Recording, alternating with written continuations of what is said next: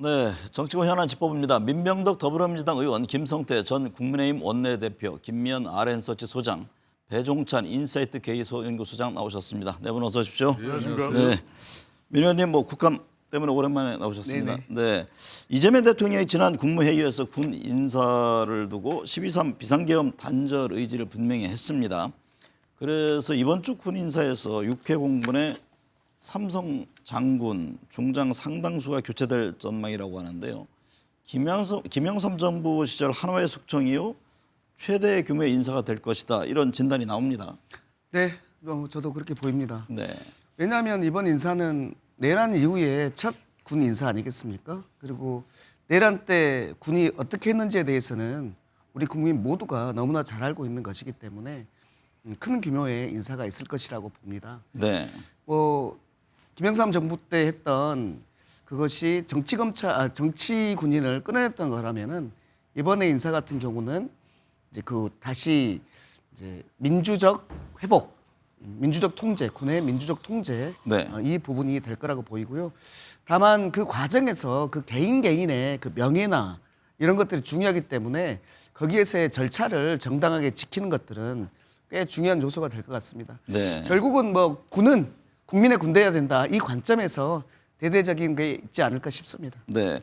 김성태 전 대표님, 대통령실이 12.3 비상계엄에 가담한 공무원 이력을 조사하는 별도 조직 구성을 검토하겠다고 밝힌 바 있습니다.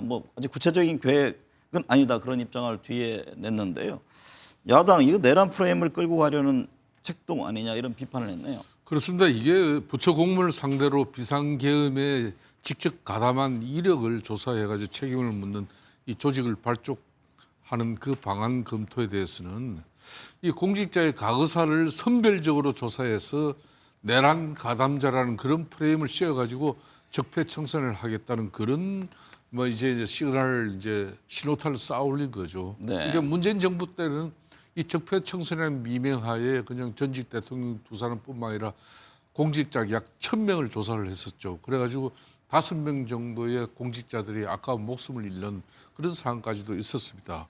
그러니까 지금 현재는 이 특검까지 가동하면서 관련 수사를 진행하고 있음에도 불구하고 이게 성에 차지 않는 그런 측면에서 공직사회 전체의 정치 보복에 이 공포를 심고 또 네. 우리 사회의 불안과 분열을 조정하는 그런 국민 통합을 심각하게 저해하는 그런 대행적인 발상이 될 수도 있습니다. 이 사법도 모자라 가지고 이제 행정부도 장악하겠다는 그런 정부의 그런 좀 무시무시한 그런 공포 정치가 대한민국 공직 사회에까지 위축되게 하고 또 이게 병이 될 수도 있는 거죠. 네. 그렇기 때문에 공무원은 오직 국가와 국민을 위해서 봉사하는 존재이지 어느 특정 정권의 입맛에 맞는 그런 또 공직자가 되고 또 그런 행동을 하는 공무원이 아니지 않습니까? 그런 네. 측면에서 상당히 이런 부분은 신중하게 이루어져야 된다고 보고 있습니다. 배 수장님, 대통령실 관련해서 구체화 단계가 아니라 검토하겠다는 답변일 뿐이다라면서 확대 해석을 경계했는데요.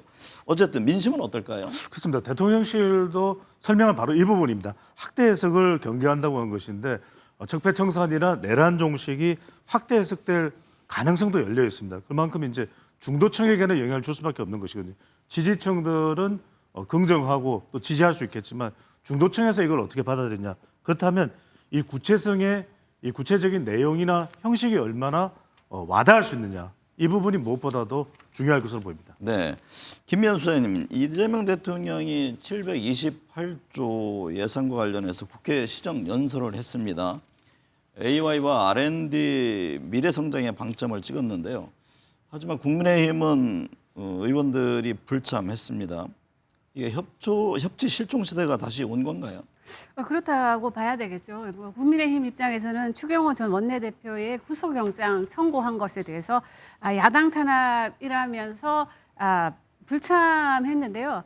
한편으로는 국민의힘 입장에서는 이것을 명분으로 해가지고 한 번쯤은 이재명 대통령의 어떤 긍정적인 행보에 한 번쯤은 좀 발목을 잡을 필요가 있다고 생각한 게 아닌가 싶습니다. 왜냐하면 네. 당시에 지금은 많이 조정을 좀 받았습니다만 그 당시에는 코스피가 4천을 돌파했고요. 그리고 에이펙이 너무나도 생각 외로 엄청난 성공을 또 거두었고, 그리고 뭐 깐부치킨, 그리고 블랙웰 26만 장 확보 등 너무나도 좋은 뉴스가 많았기 때문에 한 번쯤 이걸 좀 덮어볼 필요가 있다고 야당 입장에서는 생각을 한 게 아닌가 싶고요. 네. 그런 관점에서 저는 불참했다고 보여지지만, 그렇지만 이게 이제 이재명 대통령이 이제 이야기하고 있는 AI 시대를 여는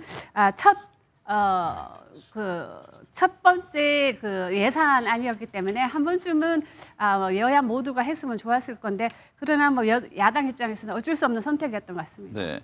민병덕 의원님, 한미 간 관세 안보 협상 결과가 담긴 공동 성명 자료 발표가 예상보다 지금 지연되고 있습니다. 대통령실은 막판 진통 중이나 협상은 원만히 마무리될 것이다, 이런 입장인데요. 지연 배경으로는 이 관세보다는 원자력 연료 추진 잠수함 문제가 거론되고 있다고 하네요. 네네. 뭐 그래 보입니다. 네.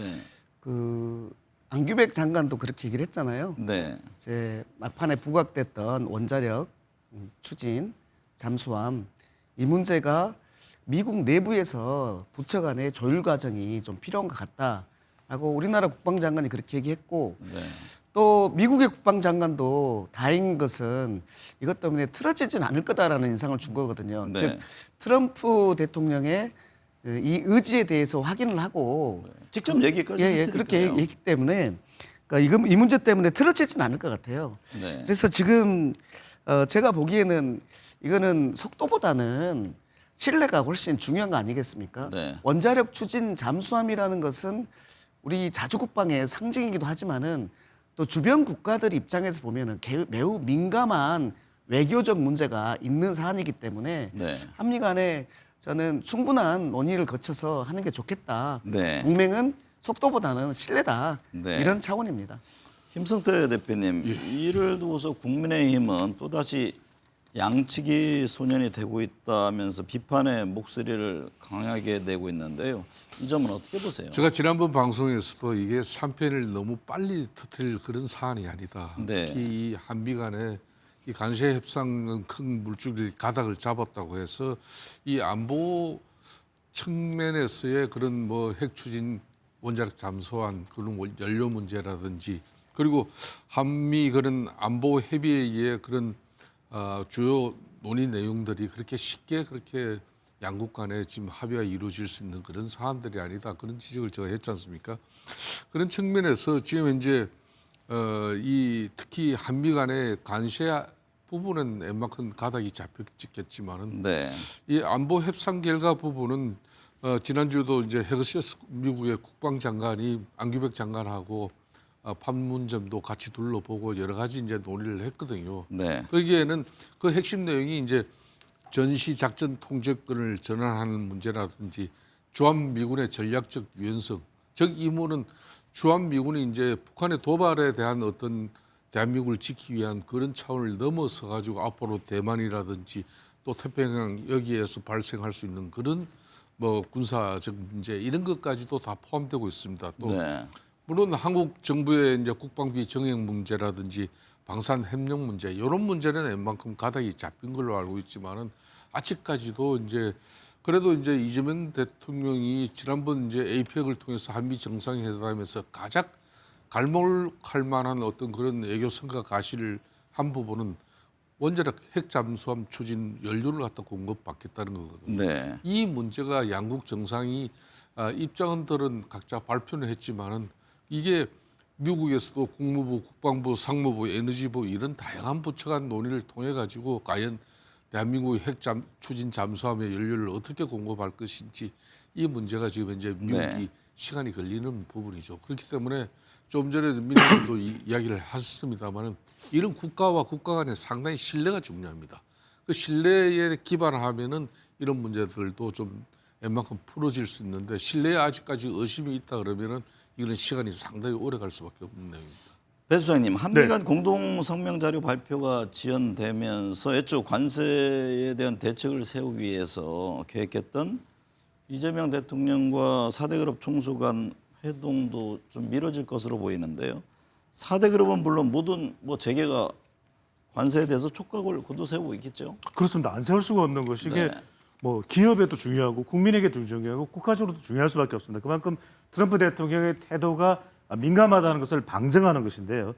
한미 양쪽 모두 자국 여론에 좀 의식을 하고 있다 이렇게 볼 수가 있는데 일단은 팩트 시트 이 합의문이 어떻게 나오냐가 매우 중요한데 이게 워낙 또 정교해되고 그렇지 않은 경우에 양쪽 다 시끄러울 수밖에 없기 때문에 민감하다고 볼 수 있는 것이고 또 하나가 투자액, 투자처가 어디냐 이 부분도 상당히 중요한데 또 하나 중요한 것은 기업으로 봤을 때는 이 자동차 관세가 언제쯤 15%로 소급되느냐 또 네. 반도체 관련되는 부분이 대만에 비해서 한국이 피해를 보지 않도록 하겠다는 것인데 정확하게 어느 정도가 될지 이 부분도 정해지지 않은 것이고요. 또 하나가 이제 철강은 매우 또 관세가 높을 수밖에 없습니다. 이 부분이 상당히 또 타격을 받는다고 볼 수밖에 없는데 또 하나 중요한 것은 바로 트럼프 대통령의 태도를 제가 말씀드린 것은 이 블랙웰 GPU 26만 장을 들여오는 부분도 최첨단 GPU는 이 미국 외로 나갈 수 없다 이렇게 또 발언을 했기 때문에 이건 어떻게 되는 거지 또 원자력 추진 잠수함에 대해서는 미국 필리조선소에서 만들어야 된다 또 이 부분은 어떻게 되는 건지 이런 부분들이 매우 민감하기 때문에 기업들은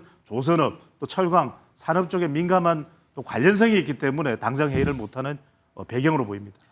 김미연 수사님, 검찰이 대장동 개발 비리 재판의 항소를 포기한 걸 두고 지금 정치권이 충돌하고 있습니다. 정진우 서울중앙지검장 사의를 표명했고 일선 수사팀에 반발이 있다 이런 보도가 되기도 했는데요. 김병기 민주당 원내대표는 정치검찰의 망동이라면서 대장동과 대북송금 사건 조작 기소 진상을 낱낱이 밝히겠다 이런 또 입장을 발표했습니다. 네, 그렇습니다. 근데 이제 아마 이번 주부터는 이 문제가 아주 이제 시끄러질 걸로 지금 예상이 되고 있는데요. 근데 네. 이제 국민들이 생각하기에 아니 왜 항소를 포기했지 하고 의문을 제기할 수 있을 것 같아요. 그래서 저도 좀 이걸 좀 살펴보니까 원래 이제 그 선고 형량이 구형량의 뭐 3분의 1 미만이 되면 항소를 하지 않는다고 하더라고요. 네. 그런 것도 있고 또 이 법무부가 아직까지 입장을 내고는 있지 않지만 검찰 구형보다 중형이 선고되면 항소의 실익이 없다. 뭐 그런 차원에서 뭐 이런 그 항소를 포기한 것으로 보여지는데 그럼에도 불구하고 뭐 국민들 입장에서는 혹시 이재명 대통령이 대장동 사건하고 연관이 돼 있어서 항소를 포기한 게 아니냐 하는 이런 의문을 가질 수도 있는 문제이기 때문에 저는 이 부분에 대해서는 뭐 이번 주에 여야 간의 의견이 좀 나오면 그때 좀 더 자세히 알아봐야 네. 되지 않을까 싶습니다. 김성태 전 대표님, 민주당은 국민의힘이 제기한 국정조사와 긴급 현안 질의 요구를 받아들이겠다는 입장입니다. 국정조사와 청문회뿐만 아니라 상설특검 등을 통해서 적극적으로 좀 규명하겠다 이런 방침인데요. 이번 사안은 어떻게 보세요? 자, 민주당 입장에서도 그런 부분에 대해서 상설특검, 국정조사, 뭐 청문회 어떤 방식으로든지 이번 이제 검찰에서 이렇게 대장동 핵심 이제 피의자들 항소권을 갖다 포기한 부분에 대해서는 이거는 상당히 심각한 문제죠. 지난 9월 25일 정부 조직법이 개정돼서 검찰청 해체가 이제 기정사실화 됐지 않습니까? 네. 그러니까 내년 1년까지 아직까지 검찰 조직은 형사사법 체계의 세부적인 실무적인 그런 많은 정부적인 사원에서 앞으로 정치권을 하고 협의해야 될 내용이 있음에도 불구하고 검찰이 일찌감치 좀 자빠져 버렸어요. 네. 검찰이 검찰의 기능을 일찌감치 이렇게 포기하면서 이렇게 무기력해진 모습은 과연 대한민국은 그럼 누굴 믿고 이렇게 이제 법치가 실현돼야 될 건지 그런 부분에 대해서 심각한 우려를 하고 있죠. 네. 그런 측면에서 이 검찰의 항소 포기와 중앙지검장 사의 같은 경우는 통상적인 이런 조직 관리로 보기 어렵습니다. 네. 이 수사팀이 윗선의 부당 지시를 실질적으로 언급한 상황 아니겠습니까? 그래서 정진우 중앙지검장도 그에 대한 책임을 지고 본인이 사의를 표명한 것이고 그런 수사팀 같은 경우는 오직 하면 새벽 3시 때에 이 입장을 낸 거거든요. 그런 측면에서 이 수사팀에서 항소장을 내부 결재까지 모두 받아놓고 최종 재촉문을 남아둔 그런 상황에서 윗선의 항소 금지 그런 지시로 항소 포기 결정을 내렸다는 것이 이 자체가 국민들은 충격적으로 받아들일 수밖에 없는 거죠. 네. 그래서 도저히 납득할 수 없는 이번 항소 금지 이 결정은 검찰 내부의 자체적 판단에 따른 것은 결코 아니라는 것입니다. 그런 측면에서 이 권력의 애압에 의해서 이런 결정을 한 건데 그 권력의 애압이란 게 이재명 대통령인지 정성호 법무부 장관인지 오늘 뭐 오후에 지금 뭐 저 검찰총장 대행이 자기 책임해야 이루어졌다 그랬지만은 이 부분을 앞으로 명백하게 이제 밝혀져야 할 네. 그런 중대한 사안입니다. 민명도 의원님, 검찰 수사팀은 윗선의 개입으로 항소하지 못했다고 반발했습니다. 정성호 법무부 장관 책임론도 제기했는데요. 이에 대해서 민주당은 양심 지킨 항소 자체를 일부 검사가 왜곡하고 있다면서 친윤 정치 검찰들의 문제, 그리고 김건희 때는 왜 가만히 있었느냐, 이런 비판을 했습니다. 네, 이 부분에 대해서 할 말이 많은데요. 누가 항소를 막았느냐를 가지고 외압이 작용했다, 이렇게 계속 주장하는 것 같습니다. 그 부분과 관련해서는 법무부 장관이 막았는지, 법무부 장관은 주요 사건을 지휘할 수 있기 때문에 그거에 막았는지, 아니면은 좀 전에 대검에서 얘기했던 것처럼 대검에서 고심어진 결단을 한 것이다 인지, 이것은 잘 모르겠습니다. 네. 이 부분에 대해서는 현안 질의를 다음 주에 하겠다는 거 아닙니까? 네. 그 내용을 보면 될 것 같고요. 문제는 왜 항소를 하지 않았느냐와 관련해서도 살펴볼 필요가 있습니다. 윤석열 대통령이 이렇게 말한 적이 있어요. 후보 때.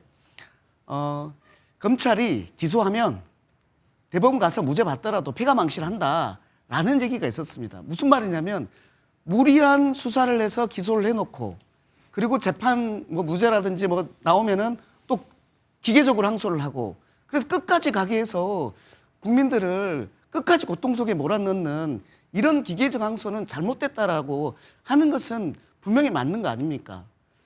이번 같은 경우에도 참 국민들 입장에서 좀 볼 필요도 있다라는 것이고요. 그리고 또 제가 말씀드리지 않을 수 없는 게, 지금 수사팀이라는 거잖아요. 수사팀. 이 수사팀이 어떤 수사팀이었습니까? 이 재판 과정에서 무리한 수사가 있었다는 것들이 낱낱이 드러났던 그 수사팀입니다. 그런데 검찰은 항상 민주당 정부가 들어오면 정치적인 개입을 합니다. 네. 노무현 정부 들어섰을 때도 법무부 장관으로 법판사를 임명했다는 것에 항의해서 그러한 집단행동을 했었고요. 이번에도 뭐 특검팀에서 원대복귀하겠다는 그런 것도 했었고요.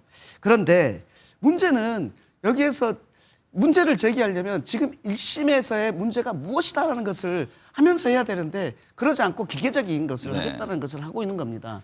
저는 우리 한동훈 장관도 이렇게 말을 했잖아요. 법무부 장관 시절에 뭐 말을 하고 있는데, 법무부 장관 시절에 어땠냐면 윤석열 그때 검찰총장의 징계처분 소송이 어떻게 됐냐면 1심에서 징계처분이 맞다라고 결론이 났었습니다. 윤석열 정부 들어와서 1심에서 잘했던 변호사들을 다 해촉하고 새로운 변호사를 선임해가지고 부실 변론을 해가지고 지고, 그리고 상고도 하지 않지 않았습니까? 네. 이런 부분을 했던 사람들이 지금 이런 얘기를 하고 있는 겁니다. 그래서 저는 이 검찰이 계속해서 권력의 신뢰였던 것을 반성을 해야 되는데, 그리고 그것을 넘어서서 검찰당을 만들어가지고 윤석열 정부가 만들어진 거 아닙니까? 그것이 결론이 뭐였습니까? 결국은 내란을 일으켜서 나라를 임명의 이꼴로 만들었던 그 집단입니다. 그럼에도 불구하고 지금까지 단 한 명도 사과하지 않는 이 집단이 어떻게 이 부분에 대해서만 엄청난 항명을 하면서 이럴 수 있습니까? 네. 이 부분에 대해서 한 가지만 좀, 이번에 이제 검찰이 이렇게 항소를 포기한 부분에 대해서는 지금 민주당 정치권 일가에서는 이제 항소를 이제 자제하는 새로운 법률 용어를 이제 만들어냈어요. 언제부터 이렇게 이제 이게 언제부터 민주당이 이렇게 검찰이 이제 기소 공소 유지하고, 이 공소 유지의 핵심은 이 항소 내용 이런 것들이 포함되어 있는 건데, 이걸 항소를 갖다 이렇게 배제하는 부분에 대해서 이게 이재명 대통령이 이제 근본적인 입장을 상고 항소 이 부분에 대해서는 국민들이 무분별하게 피해를 보는 그런 사법 피해 한 부분도 일부분은 있습니다. 그렇지만 이렇게 대장동 사건 같은 경우는 배임 횡령액이 지금 현재 한 7,800억 가까이 돼요. 검찰 조서에는. 그런데 이번 대장동 1심에서 밝혀진 것은 김만배에게 이제 한 460억 이 지금 배임 금액만 지금 추징하는 걸로 돼 있지만은 네. 지금 7천억 부분을 이거는 갖다 이 항소를 하지 않으면 불이익 변경 원칙 금지 조항이 걸려가지고 이걸 어떻게 이제 이 배임 액수를 갖다 찾아낼 건지. 이런 결론은 이제 김만배 일당들이 이제 몇 년 살고 나오면은 그 금액은 그 고스란히 자기 돈이 될 수 있는 거거든요. 그럼 이 윗선에는 누가 있다는 건지. 네. 특정 경제가중처벌법상의 배임은 안 되지만 형법상 배임이 된다고 했고 그리고 구형량보다 많은 결론이 나온 부분도 있습니다. 근데 이게 무리한 기소였음이 재판 과정에서 이렇게 드러났음에도 불구하고 이 부분들에서 반성 없이 그냥 기계적으로 항소한다는 게 말이 됩니까? 네. 네.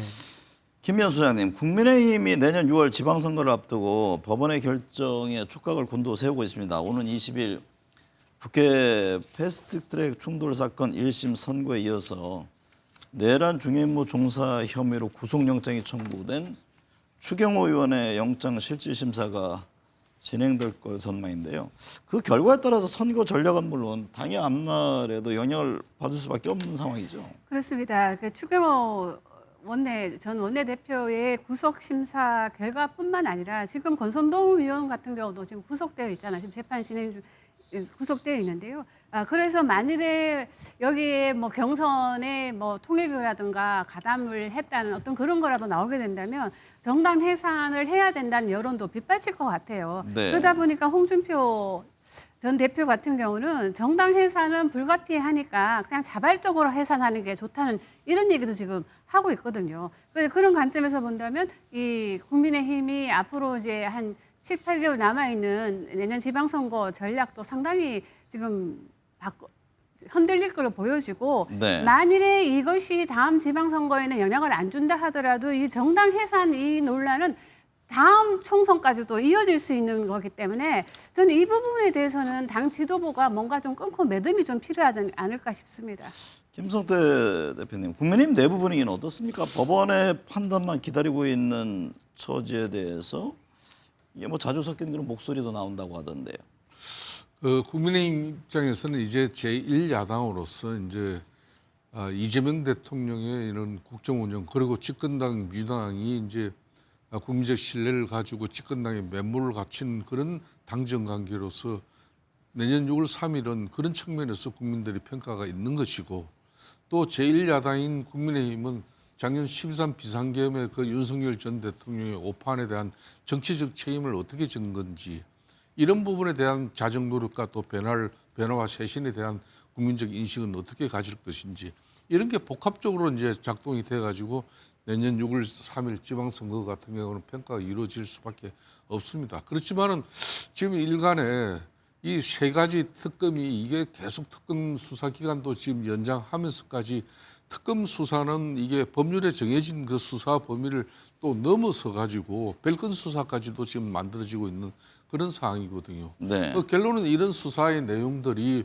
결국은 제1야당인 국민의힘이 또 보수의 본산인 국민의힘이 위헌정당 해산 심판 청구 요건이 갖춰진 그런 해산 또 현재에서 해산 심판이 이루어질 수도 있는 그런 정당이 될 수도 이런 대단히 불안감을 국민들에게 조장할 수가 있습니다. 그런 네. 측면에서 추경호 원내대표를 포함해가지고 앞으로도 계속해서 특검 입장에서는 그걸 갖다 또 내란의 공조 이런 동조한 그런 공범으로 이렇게 이제 끊임없이 내란 프레임을 씌워 나가는 그런 부분에 대해서는 이건 분명히 정치적 보복이고 또 정치적 이 프레임을 가지고 내란 프레임을 가지고 내년 6월 선거에 대해서 국민들의 어떤 판단을 흐리게 하는 그런 상황이 되기 때문에 상당히 국민의 입장에서는 이 부분을 지금 극복하는 게 가장 큰 문제가 아닐 수가 없는 거죠.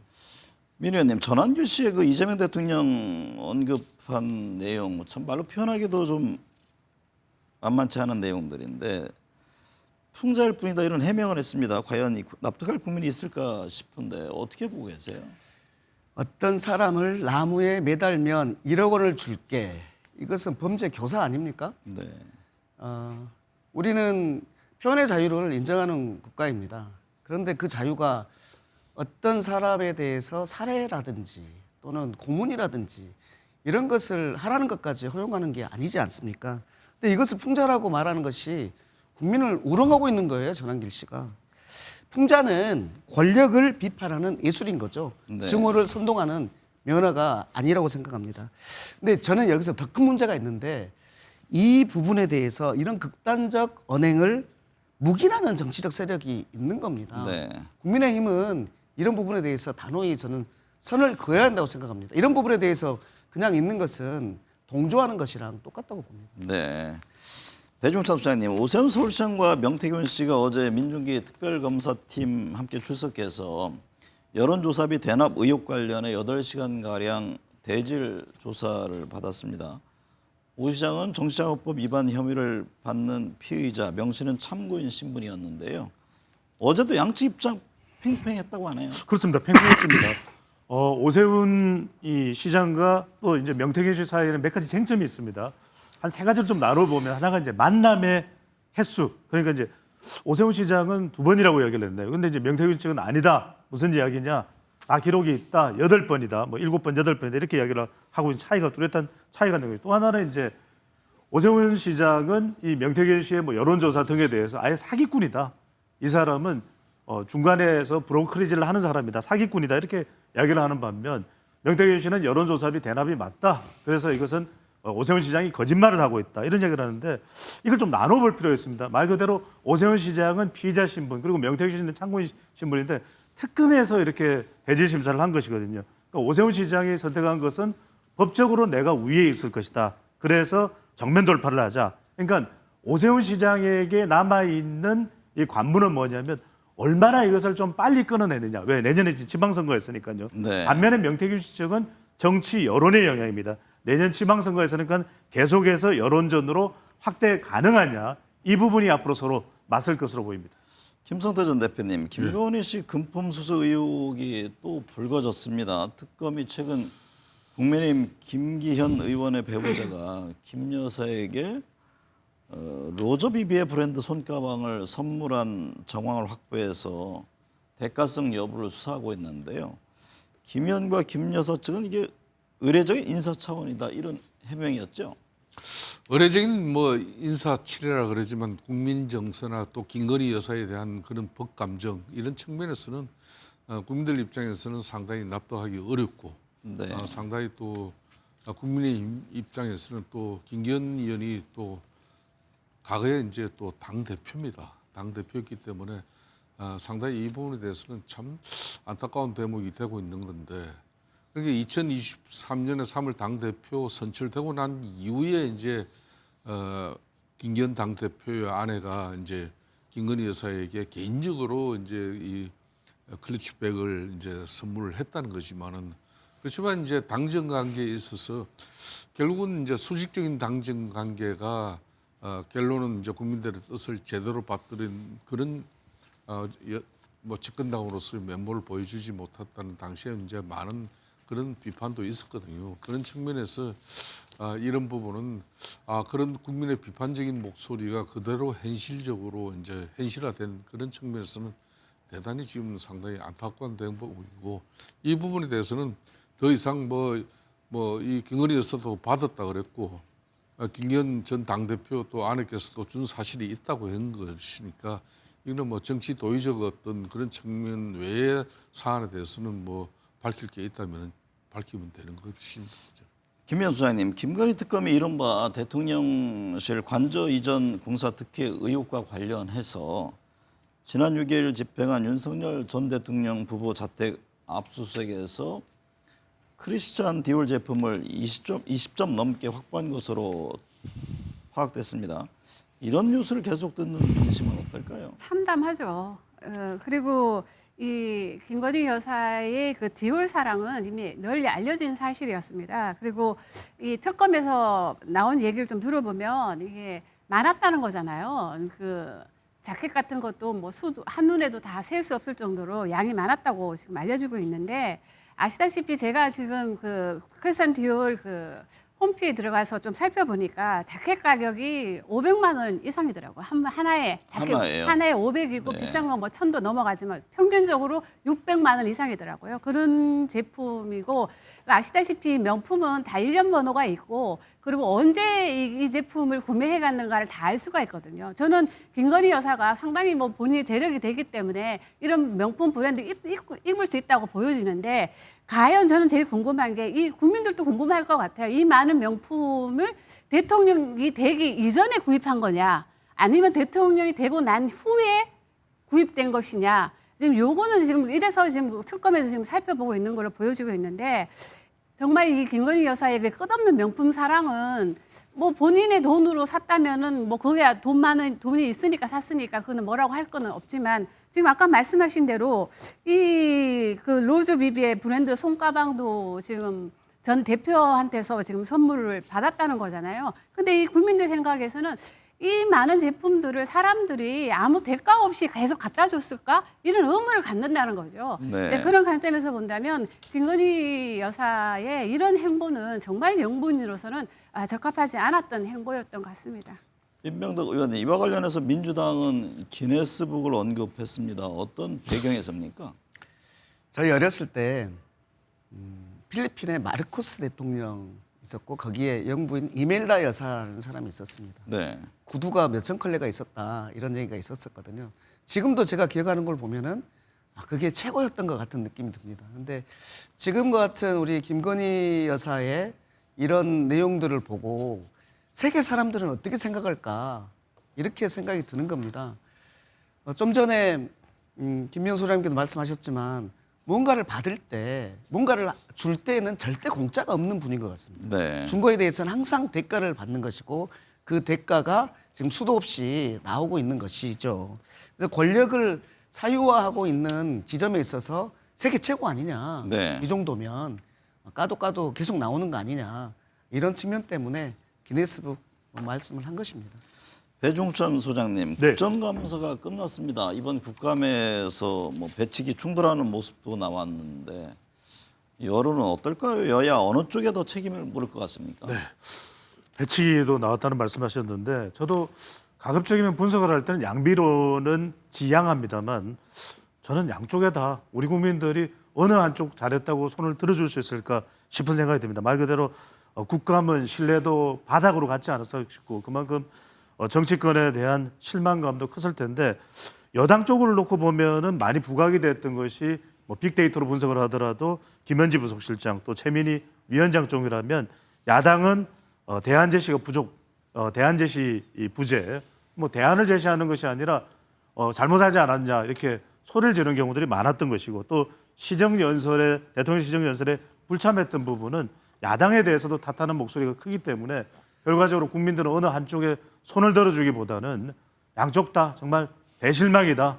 정말 정치권이 왜 이래 하는 그런 비판이 문매를 맞을 수밖에 없던 국감으로 분석됩니다. 네. 민 의원님, 국감 마친 여야 내년 지방선거 준비에 나서는 모습입니다. 네. 민주당 부산시당위원장 경선 과정에서 이재명 대통령이 당대표 시절에 영입한 친명계 인사가 코드포되면서 이게 논란이 있었는데요. 이게 민주당 내 권력투쟁 얘기가 벌써부터 나옵니다. 네, 호사가들이 권력투쟁으로 몰아가고 싶어 하는 것 같습니다. 네. 근데 이번 부산시당위원장 공천이 이게 공천이 아니거든요. 이거는 당직에 대한 것이에요. 네. 그 당직이 내년에 지방선거를 관리할 부산시장 위원장을 누가 맡는 게 좋겠냐라는 이제 권리당원들과 이런 투표를 하는 대상자를 누구로 할 것이냐와 관련된 것이어서 네. 정청래 대표가 공천 때 억울한 컷오프가 없게 하겠다라고 하는 거하고는 약간 바로 연결되는 거는 아니거든요. 네. 그래서 가장 기준은 내년 지방선거에서 누가 공정한 관리를 할 것이냐와 관련된 문제일 텐데 이분께서도 얘기했던 것처럼 그 부산에서 이재명 대통령과의 개인적인 인연을 굉장히 강조하고 다녔다는 거 아닙니까? 그것이 플러스가 되는 게 아니라 오히려 마이너스가 되지 않았나라는 네. 측면들이 있는 거고 어쨌든 떨어진 사람은 억울하고 그럴 겁니다. 그런데 이것 자체가 뭐 공정성을 반할 정도였나 이 부분에 대해서는 그러지 않은 것 같고 특히나 이 부분을 가지고 권력투쟁까지 가는 것은 네. 지나친 억측이다 이렇게 보입니다. 김성태 전 대표님, 서울시장 선거에 대한 관심이 큰데요. 여야 누가 나올지 주목되고요. 이준석 개혁신당 대표도 내년 지방선거에 서울시장 후보를 내겠다고 예고했는데 만약 그렇게 되면 보수 진영 표가 갈리는 거 아닌가요? 지금 입장에서는 아직까지 이제 7개월 좀 넘게 남은 그런 이제 내년 6.3 지방선거를 앞두고 이제 개혁신당도 이제 공당으로서 당연히 지금 일찌감치 우리는 서울시장 후보를 내지 않는다 이렇게 나갈 이유는 없죠. 네. 당연히 이제 개혁신당에서도 서울시장 후보를 세우고 그렇지만은 이제 범여권 후보를 우리가 이기기 위해서는 오세훈 시장이 우리 당 후보가 되든 누가 되든 간에 개혁신당 후보와의 연합은 뭐 어떤 형태로든지 우리가 야당이기 때문에 이뤄낼 수밖에 없습니다. 네. 뭐 그래서 그 부분보다는 지금 현재 오세훈 서울시장을 어떻게 하든 좀 끌어내리려고 하는 그런 집권당 민주당의 정치적 공세가 상당히 지금 거셉니다. 얼마 전에도 종묘 앞에 세운 그 사고적 재개발 같은 경우도 이걸 지금 이제 법원의 판단도 있었음에도 불구하고 문화체육관광부 장관이나 이런 사람들이 나서 가지고 자기가 뭐 장관의 직을 걸고 이걸 갖다 맡겠다는 어떤 그런 강경한 입장. 그리고 이제 한강버스 같은 경우도 이제 배를 띄운 지 얼마 안 되기 때문에 시행착오나 일부 오류가 발생할 수 있음에도 불구하고 엄청난 이제 정치적 공세를 그렇게 했죠. 그렇기 때문에 이제 오세훈 시장에 대한 어떤 그런 이제 경쟁력을 끌어내리기 위한 그런 뭐 다각적인 지금 현재 집권 세력들, 민주당 중심의 그런 노력들이 앞으로 이제 민주당 후보가 제대로 쓸 건지 안 그러면 지금 현재 조국 신당의 이제 조국 대표가 후보로 나설 건지 그리고 이제 범여권 후보도 어떻게 정하실지 따라서 이제 네. 개혁신당 후보와의 앞으로 후보 연대 이런 부분도 뭐 가시권으로 만들어지지 않겠나 이렇게 보고 있습니다. 민병덕 의원님, 김민석 국무총리는 서울시장에 출마 관련해서 선을 그었는데요. 지금 당대표 도전설이 나오고 있습니다. 그 점은 어떻게 보십니까? 네, 김민석 총리를 가지고 서울시장 안 한다고 하니까 이제 당대표 하지 않겠나 뭐 이런 상상들은 충분히 할 수 있다고 봅니다. 네. 그런데 당대표 선거는 내년 6월달 지방선거 이후거든요. 8월달 얘기예요. 근데 지금 그 얘기를 꺼내는 것은 매우 시기상조 아닌가. 기본적으로는 지방선거를 관리를 잘 해야 될 거 아닙니까? 네. 그리고 또 지금 시기가 정권 초반에 총리로서 할 일들이 너무나 많은 시기인데 당대표 이런 부분에 좀 신경을 쓰면서 휩싸이지 않았으면 오히려 좋겠다 이런 생각이 듭니다. 네. 다만 정치는 생물이니까 언제 어떻게 바뀔지 모르죠. 뿐만 아니라 김민석 총리가 서울시장 후보로도 얘기가 되고 당대표 후보로도 얘기가 된다는 것은 그분의 그냥 그만큼의 능력과 통합력을 보여준다는 거 아니겠습니까? 예. 네. 김명수 소장님, 장동혁 국민의힘 대표는 광주 국립 5.18 민주묘지를 찾고 매월 호남을 방문하겠다고 강조했는데요. 이런 행보를 보이는 배경은 뭘까요? 지방선거를 염두에 둔 전략입니까? 네, 단순합니다. 왜냐하면 저는 일종의 맞불 작전으로 보여지는데요. 이게 네. 민주당이 이제 영남 지역에 상당히 지금 약진하고 있는 상태이기 때문에 그 맞불 작전으로 이제 호남 쪽으로 좀 외연 확장을 하겠다는 건데요. 근데 호남은 아시다시피 이 내란, 쿠데타에 상당히 트라우마가 있는 데인데 먼저 이 내란에 대한 명확한 설명도 없이 이렇게 내려간 거에 대해서 상당히 반발이 있지 않았습니까? 네. 그런 걸 관점에서 봤을 때 저는 좀 개인적으로 이 장동혁 국민의힘 대표가 좀 더 외연 확장을 하고 싶으면 이 내란과의 선거기도 필요하지만 그렇게 하지 못하더라면 먼저 이름이라도 좀 바꿔라. 국민의힘 당명이라도 바꿔라. 이런 얘기를 좀 드리고 싶은데요. 왜냐하면 제가 며칠 전에 김민석 총리의 인터뷰를 들었는데요. 전 상당히 쇼킹을 받았거든요. 약간 좀 충격을 받았는데 왜냐하면 지금 아시다시피 카나다에서 지금 60조 지금 잠수함 수주전이 벌어지고 있는데 독일에서 이제 뭐 따려고 하니까 뭔가 한국에 대한 흠을 잡아야 되니까 네. 그 흠 잡은 게 바로 정치가 불안정하다. 야, 그 나라가 계엄령도 한 나라다. 이런 얘기를 했다는 거 아닙니까? 네. 그런 관점에서 본다면 이 국민의힘 입장에서는 이 그동안 말한 게 뭐 한 명도 다치지 않지 않았느냐. 뭐 금방 끝났다 이렇게 얘기는 하지만 그 여파가 상당히 대한민국의 위상에 상당히 영향을 줬던 부분도 있기 때문에 저는 지금 뭐 호남을 매월 방문한다고 이게 해결된 문제는 아니고 뭔가 내란과 당연하게 선을 좀 긋고 그리고 그것도 불가하다면 저는 이름이라도 좀 바꿨으면 좋겠습니다. 지지율 살펴보겠습니다. 민 의원님, 갤럽 조사를 보면 이재명 대통령 지지율이 63%로 지난주보다 6%포인트 상승했는데요. 에이펙 등 외교적 성과가 지지율 상승의 가장 큰 요인일까요? 네네, 물론 그렇게 보입니다. 10명 중에서 7명 이상이 에이펙이 국익에 도움이 됐다. 이렇게 말하고 있거든요. 그래서 이념 성향으로 한번 따져봤습니다.